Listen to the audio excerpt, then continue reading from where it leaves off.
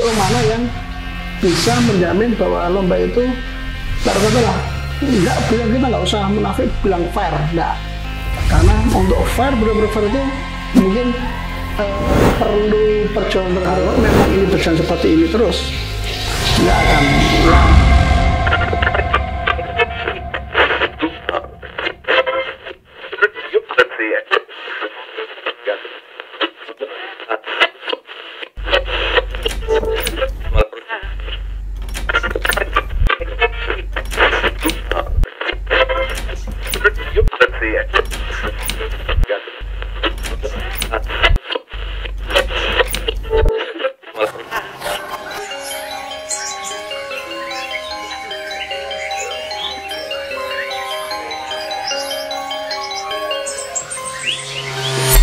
Selamat bertemu lagi dengan Lintas Hobi. Saya sekarang berada di tempat Bapak Heru Purwanto, Om Heru Purwanto kalau pernah dengar ya. Seorang tokoh kicau mania yang ya cukup terkenal dan cukup tercemar. Ya. Tercemar apa nih Pak? Om Heru gimana kabarnya Om? Alhamdulillah baik-baik saja. Sekarang ya, tumben ngerti-ngerti langsung nyampe di sini. Saya tuh dari dulu kepengen ketemu jenengan. Oh gitu loh. Mau ngangsu kawruh. Kelihatan makin seger karena jarang berlomba terus putih ya tadi. Oh ya. Putih temboknya. Ini ya, gimana? Om Heru kan dulu zaman saya masih main kan sering musuhan ya di lapangan ya. Itu tahun sekitar bersaing di lapangan. Iya betul lah. Tapi habis bersaing nanti senengannya ngobrol-ngobrol gojekan. Ngopi, gitu. Ngopi, ya, sing tak suka ya gitu itu. Saya tuh pernah sekali ngomong sama Om Heru gini, Om, gue naik poin aku jajak no bakso loh. Lah apa sampai ngenteni poin? Saiki ae jajan.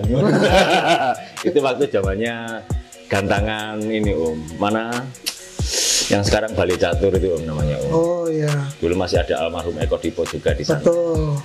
Di lokasi pasar ya. Betul di pasar. Itu sudah lama sekali sekitar berapa tahun yang lalu lah. Ya, lama sekali itu. Sebelum jenengan jadi tenar seperti sekarang. Alhamdulillah.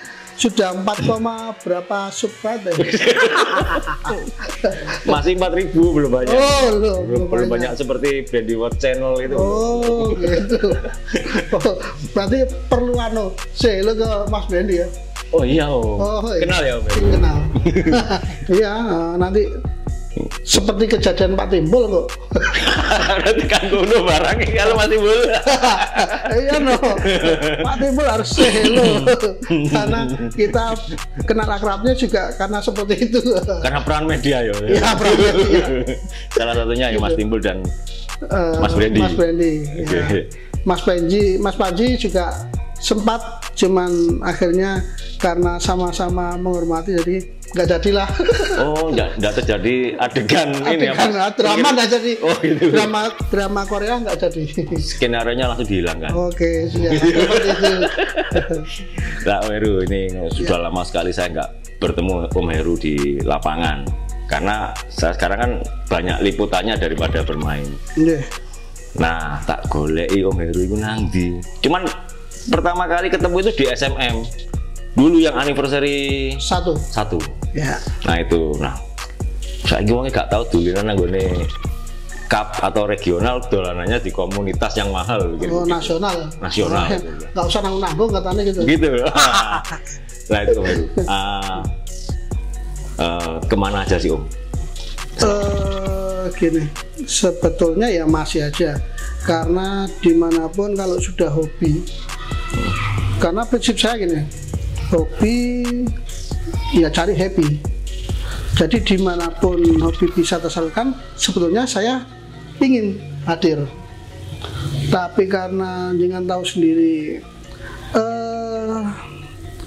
suhu udara, keadaan di lapangan juga sekarang tidak seramah dulu. Jadi saya punya niatan ya udah untuk sementara saya off dulu, tapi tidak off benar-benar off, cuman saya bikin benar-benar slow aja. Jadi sekali waktu aja. Kadang-kadang sama teman-teman diundang ya saya hadir. Tapi kalau pas saya tidak ada kepentingan lain, tidak benturan dengan jadwal lain. Kalau dulu sebisa mungkin. Kalau sekarang ya selonggar saya seperti itu. Gitu. Jadi artinya kalau dulu itu memang hobi itu menjadi tuntutannya Om Heru ya. Iya. Di selak-selake ben untuk seneng-seneng aja. Tapi sekarang dunia lomba, dunia hobi, apalagi khususnya kicomania sudah tidak seperti dulu. Jadi maunya cari happy, jadinya malah cari bisa dibilang sama teman-teman boleh musuh malah gue tadinya cari dosa sih, cari apa kayak gitu itu. Karena pertama mungkin persaingan sudah tidak sehat lagi, terus mungkin juga karena non sewu EO pun sekarang kemasannya juga sudah nggak semurni yang dulu.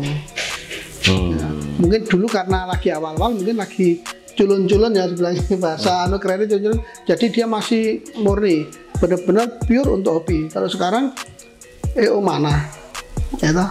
Pertanyaan sekarang EO mana yang bisa menjamin bahwa lomba itu taruh katalah kita nggak usah munafik bilang fair, enggak. Karena untuk fair benar-benar fair itu mungkin perlu perjuangan benar-benar luas penjabarannya, iya. Luas sekali ya. Jadi mendekati fair seperti itulah. Belum ada EO seperti itu.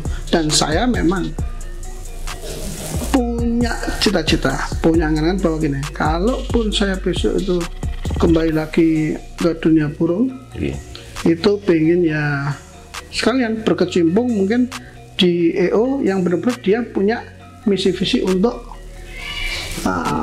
gelaran yang lebih baik. Tidak cuma gelarannya aja, sampai dengan dari pusat kepengurusan sampai dengan bawahannya, sampai dengan nanti penyajian lombanya dia juga menyajikan untuk intinya awal tujuannya untuk yang fair itu tadi, seperti itu. Berarti mengedepankan keadilan ya Om ya? Ya, gitu.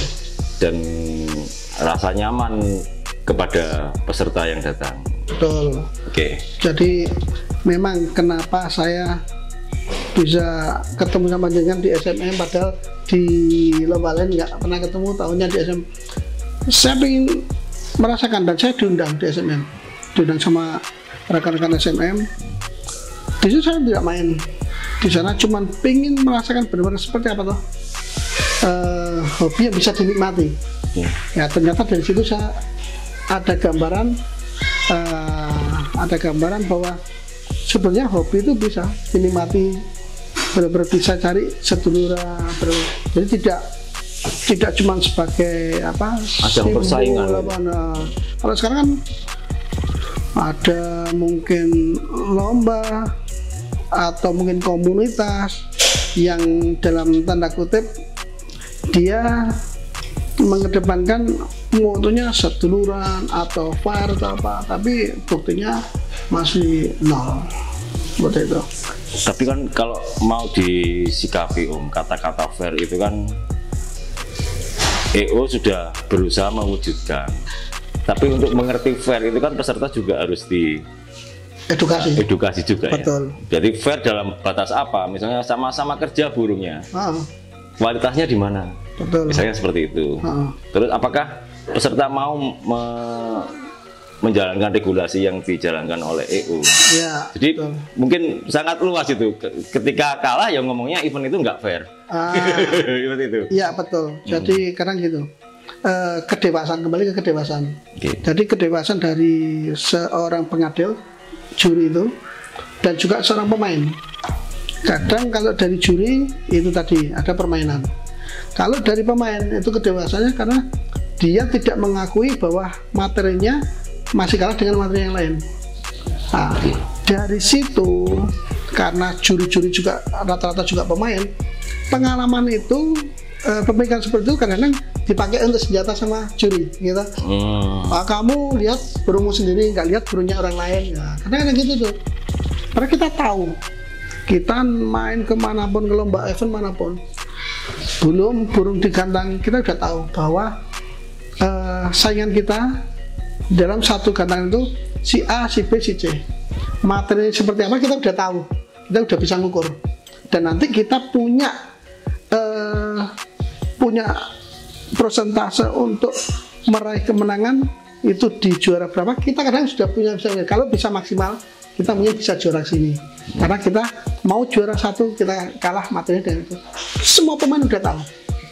Beda lagi kalau itu laber atau apa, karena kadang-kadang ada pemain yang baru-baru belum paham benar, ikut lomba atau ikut gelaran, dia kurang paham di situ, ya itu bisa jadi kejadian dia nggak tahu seperti apa materi punya dia seperti apa.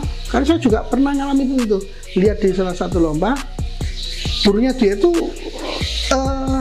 seperti apa kualitasnya saya paham, saya nggak gantang, tapi ada beberapa teman saya gantang burungnya memang lebih dari dia, tapi dia ngotot terus. Tapi selama kita menjelaskan dengan benar-benar real seperti apa adanya dengan baik-baik, sebenarnya dia ngerti, paham, gitu loh. Ya dengan sebetulnya ya nada-nada yang baik. Kadang karena suasananya juga panas, biasanya kadang tensinya tinggi, biasanya para pengadil atau panitia penjelasannya biasanya dia dengan nada keras, akhirnya ada benturan, ada chaos seperti itu. Nah satu lagi kadang ada kita tahu, teman-teman tahu bahwa di situ ada permainan, kadang si pengadil atau panitia mencari-cari alasan, alibi yang lah seperti itu loh. Yang itu yang sebetulnya perlu kita perbaiki. Kalau memang ini berjalan seperti ini terus, nggak akan lama juga kecumannya ini, lama-lama juga bosan, gitu. Seperti saya, kita bosan akhirnya lama-lama menyingkir, mundur kiri, mundur. Yang lain juga begitu seperti itu. Tapi sekarang gini kan Om, sedang marak sekali kan model-model gantangan minimalis. Betul. Jadi artinya dengan jumlah peserta yang tidak banyak, peserta bisa mengukur kekuatan burungnya langsung, dan juri juga bertugasnya lebih akurat, seperti itu. Nah, tanggapan Om Heru dengan adanya terobosan-terobosan seperti ini di kelas-kelas yang dulu dibilang tantangan dan sekarang menjadi tradisi kan, artinya dengan G16, G24, G36 begitu. Makanya gitu, mungkin bisa dibilang pencetus awal SMM, bisa dibilang seperti itu.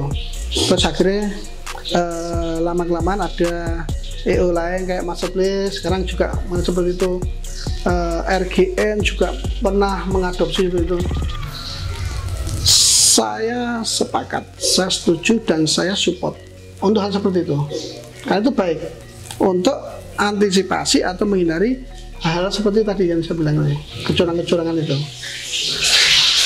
Bahwa kita nanti tahu bahwa kualitas burung kita seperti apa, penjuruan ini kualitasnya seperti apa, itu biar kita tahu di situ dengan gantangan yang diperkecil, berpendek. Dan penilaiannya terbuka gitu. Ya, penilaian juga terbuka. Jadi seperti itu. Saya sepakat dan setuju banget. Makanya saya dulu waktu di pertama hadir di SMM juga pengen lihat, dan setelah anniversary dulu juga ada PO yang mengadopsi. Tapi saya bilang gini, SMM secara teknis, secara kasat mata mungkin mudah dicontoh, mudah diadopsi, tapi belum tentu semua EO bisa mengaplikasikan. Betul. Kembali lagi ke SDM itu tadi, dan mungkin celah-celah mana yang mungkin itu perlu diperbaiki. Karena gini, terus terang SMM BUM juga masih belum itu pakem mati atau teknisi yang mati yang itu tidak bisa diterobos sama pemain-pemain yang nakal, masih bisa. Nah itu EO lain, kalaupun ada EO lain yang mengadopsi seperti itu, sebaiknya jangan cuman copy paste, tapi diperbaiki, dikembangkan yang lebih formulanya lebih bagus. Nah, kalau mungkin di SMM cuma murah karena EO rata-rata dia semua burung dilembakan. Nah itu harusnya lebih beragam lagi. Iya, lebih beragam, lebih kombinasi seperti apa gitu. Tapi kan gini kayak SMM itu kan untuk main ke sana juga regulasinya sangat ketat. Iya. Terus biayanya juga tinggi ya. Pagi-pagi saya nih. Ya. Mungkin pagi kan. saya juga. Oke, mosok. Tapi gini mungkin nggak sih kalangan akar rumput bisa merasakan lomba yang kayak di SMM itu? Harusnya bisa. Iya. Harusnya bisa, dan harusnya ada EO yang punya tekad menggelar seperti yang sudah SMM lakukan, Masterclass sudah dilakukan, cuman dengan mungkin tiket lebih murah, lebih bersahabat. Jadi untuk hijauannya yang hijauannya kalau zaman dulu saya bilang saya kan akar rumput, nah mungkin dari akar rumput bisa mencoba, bisa menikmati, dan tidak harus kita itu bermodal kantong tebal baru bisa main situ gitu itu. Dan saya ingin kalau boleh malah kalau memang ada EO seperti itu saya support. Nah, permasalahannya kan gini kalau bikin dengan gantangan minimalis itu cuannya sedikit katanya. Ya memang. Katanya gini, saya sering bikin status yang mungkin kadang-kadang berseberangan dengan EO. Kalau sekarang saya bikin baper banyak orang lah. Jadi gini, kalau cara benar-benar mau cari uang itu jangan di lomba. Kalau Anda bikin event, bikin lomba cuman cari uang, tujuannya cari laba, cari untung, akhirnya jadi seperti tadi, dipaksakan karena nafsu, dipaksakan akhirnya cari untung sebesar-besarnya. Kalau memang pesertanya dikit, ya gimana caranya? Akhirnya cari-cari ke peserta. Nah gitu.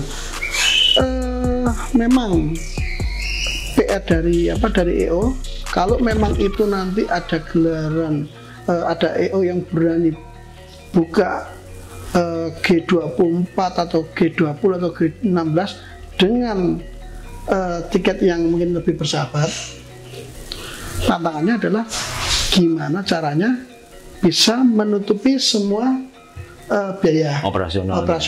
Bisa menutupi operasional dengan pemasukan yang dikit. Seperti itu. Harus legowo ya seperti itu. Oh iya, harus seperti itu. Taruh katalah memang dilihat dari keuntungan tidak seuntung kalau yang gelaran yang kolosal yang G60 cuman dari nilai kualitas kita akan dapatkan lebih dari itu gitu kepuasannya. Semakin ditunggu-tunggu ya. Semakin ditunggu-tunggu. Nah itu sebetulnya PR-nya EO bikin seperti itu. Tapi kalau misalnya sekarang sudah copy paste model gitu, terus mengadopsi kayak SMM atau base, tiketnya juga rendah, tapi menghalalkan segala cara, tetap menghalalkan segala cara, lah itu nanti malah jadi bumerang untuk EO itu juga. Nah, makanya kadang EO mau copy paste seperti itu, kalau memang diniati, sebenarnya kemarin-kemarin sudah jalan ya? Sudah jalan. Makanya sekarang terus terang mungkin saya lihatnya sekarang semua EO masih mempelajari formulanya. Gimana caranya dengan tiket seperti dia ngelar seperti biasanya, dengan tiket yang bersahabat, tapi gantangannya dibatasi. Nah itu sebenarnya PR-nya di situ kan. Nah, kalau saya ada formulanya, ada trik-trik seperti itu untuk mengatasi menutupi biaya-biaya dan mungkin bisa malah dapat keuntungan dari kita. Tapi itu besok kalau memang ada EO yang mungkin ngelamar saya ya itu bisa, karena lamaran ke saya itu juga mahal. Wih, meninggalkan waktu 1 jam itu misalnya garap ubah masjid itu berapa juta ya? Ke proyek itu saya sering ngomong kalau lomba itu tidak saya pakai untuk tujuan utama. Saya tujuan utamanya kalau mau cari uang ya di proyek. Kalau di proyek 1 jam ya nun sewu, namanya kuli batu ya mesti dapatnya lumayan. Lah berarti ini saya ngonten ke sini ya nggak murah loh, John. Gitu. Ada sembrono ngonten gini ya, nanti pulangnya tak kasih situ kotak. Kotak infak. Seperti itu. Ya, Om. Gitu, Nah, itu untuk itunya. Om, coba tak tebak tadi, Om. Yang masalah tadi kan jelas ini keuntungannya akan kecil dengan konsep kandangan minimalis. Konsep itu keuntungannya akan kecil, bahkan mungkin tidak untung, bahkan mungkin minus. Ya. Nah, karena pemasukannya kalau boleh saya tebak, Om, apakah mau nerima tumpangan dari pemain, Om? Lah, nah, itu gini, itu yang jadi alasan kenapa SMM Masterpiece untuk bikin tiketnya mesti mahal-mahal. Karena biar pemain tidak kuat untuk ngodeng di situ. Karena tiketnya gede, gajinya juri juga gede. Masa nggak berani? Masa masih kuat dia ngodeng? Lu jangan begitu. Lah pemain itu apapun bisa dilakukan. Lah ya, rugi pun berapa puluh juta nggak masalah. Ninggal hadiah tambah piro. Malah tambah piro, itu berani gitu. Itu gitu itu. Itu sudah jadi rahasia umum. Itu cuman itu tadi kembali ke SDM. Sebenarnya SDM-nya gini. Kalau memang niatnya itu memang untuk hobi, juri pun juga harusnya berangkat untuk tugas.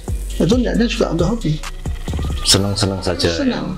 Karena bagaimanapun namanya sebuah kesenangan, orang dibayar pun taruh kata lah, meskipun tetap dibayar, gak dibayar pun dia mesti tetap ikhlas, tetap maksimal, karena dia senang. Gitu. Segala sesuatu seperti itu. Ya sama kayak saya di dunia kuli batu, nek mbok jauh gimana pun, mbok orang ngomong wah rugi jauh, rugi itu butuh waktu atau biaya banyak, tetap tak akan, karena ada nilai plus di belakang itu. Mungkin kepuasan, mungkin setelah itu bahwa setelah saya selesai tugas itu saya dapat rezeki di tempat lain, seperti itu. Itu harusnya didoktrin di semua juri seperti itu, di panitia, di EO seperti itu. Landasannya adalah hobi. Landasannya harus hobi. Cari kopi bukan cari makan. Gitu. Betul. Cari kopi dan apa? Karena kopi itu pahit. Gitu. Kuli batu permata ini, John. Kalau yang lain batu kali, tapi Om Heru batu permata. Oke, sementara cukup segitu dulu, teman-teman. Teman-teman organizer yang ada di Jogja atau mungkin di luar Jogja, kalau mau melamar Om Heru menjadi salah satu bagian dari organisasi Anda, silahkan langsung hubungi beliau. Syarat dan ketentuan berlaku seperti yang sudah dijelaskan tadi. Yang tadi itu komitmen. Yang penting itu komitmen. Gitu. Komitmen bahwa benar-benar mau misi visinya jelas, mau untuk perubahan lebih bagus. Oke, well. Gas ya Om ya. Gas. Oke. Ya, oke, terima kasih. Sampai ketemu lagi. Salam lintas. Oke.